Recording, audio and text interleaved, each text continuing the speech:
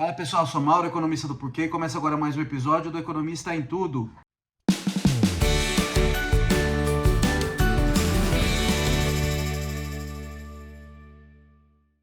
Para você que está chegando por aqui, eu convido a se inscrever no nosso canal e a ligar o sino para receber as notificações.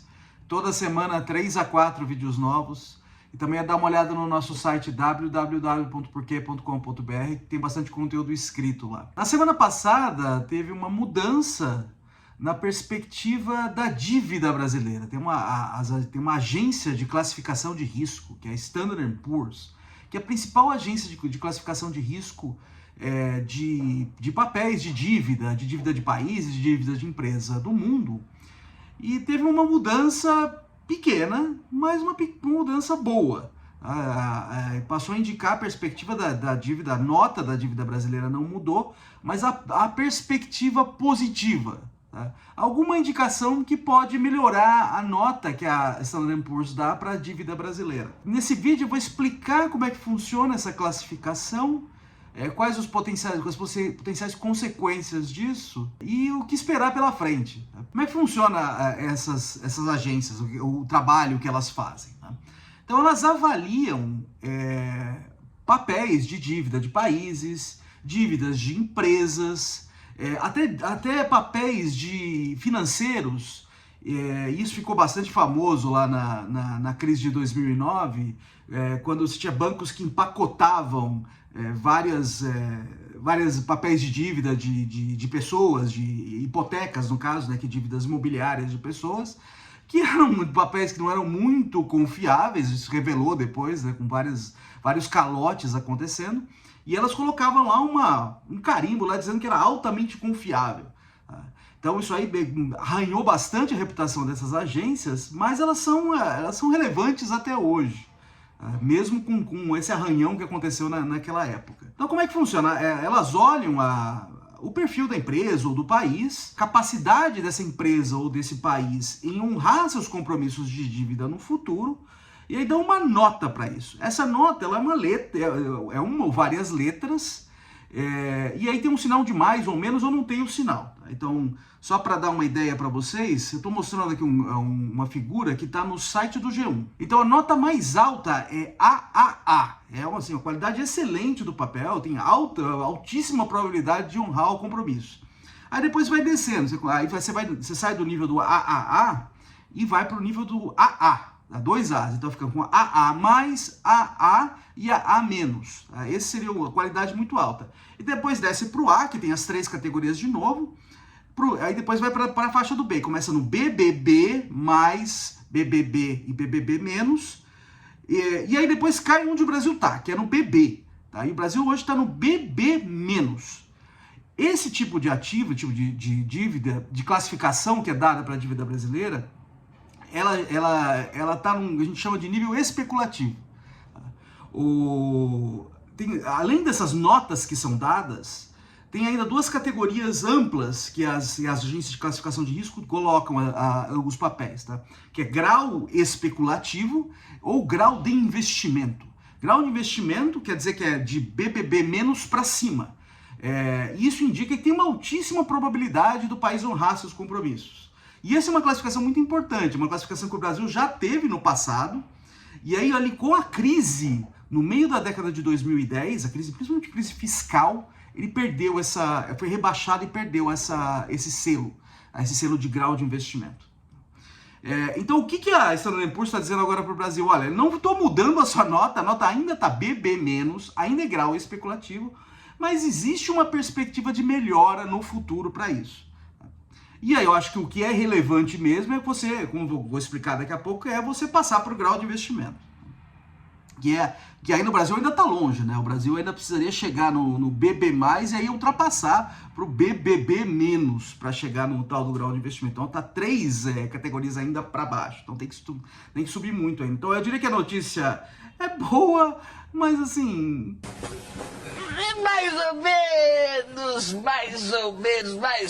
É boa porque a gente está dando uma perspectiva boa para o que está acontecendo no país, nas contas públicas. Eu vou dizer daqui a pouco exatamente o que isso quer dizer, mas ainda está muito longe de ter algum efeito razoável sobre entrada de capital, sobre melhora do perfil da dívida e assim por diante. Em tese, qual que é o impacto disso, dessa mudança, tá?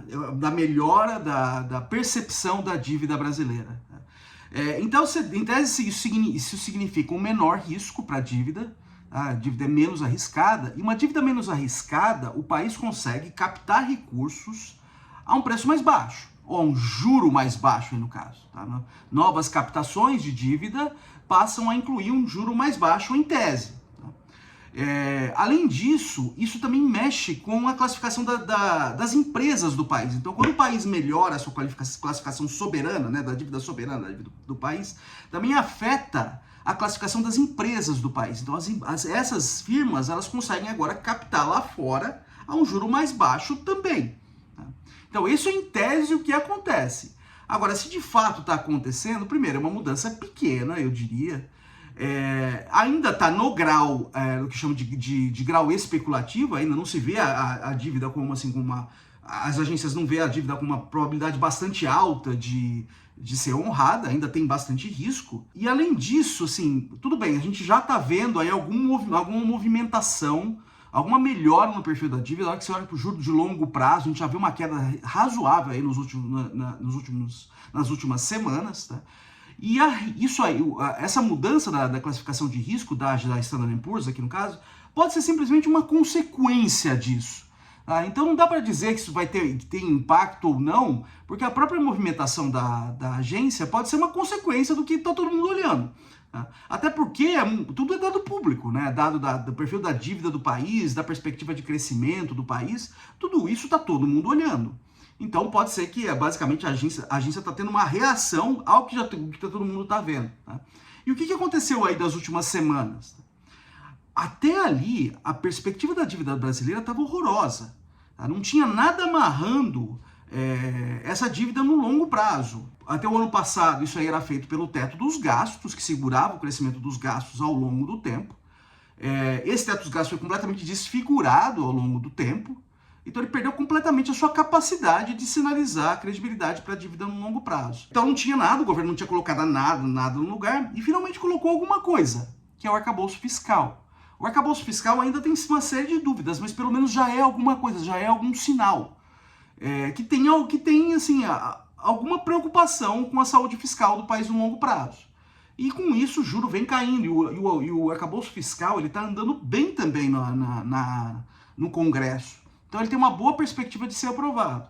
Então já é alguma coisa e já dá mais segurança a quem está emprestando dinheiro para o país. Além disso, as melhoras das perspectivas, houve melhoras substanciais nas perspectivas de crescimento do país. E perspectiva de crescimento também significa mais arrecadação de imposto.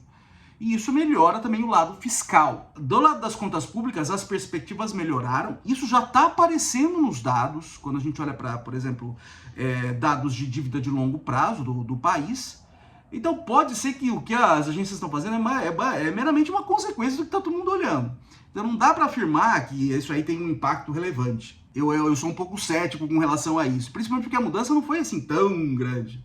Mas de qualquer forma é uma indicação de melhora no lado fiscal. O que seria relevante mesmo para o país é alcançar o tal do grau do investimento, porque assim essas melhoras, essas subidas, elas melhoram, eu diria que melhora pouco.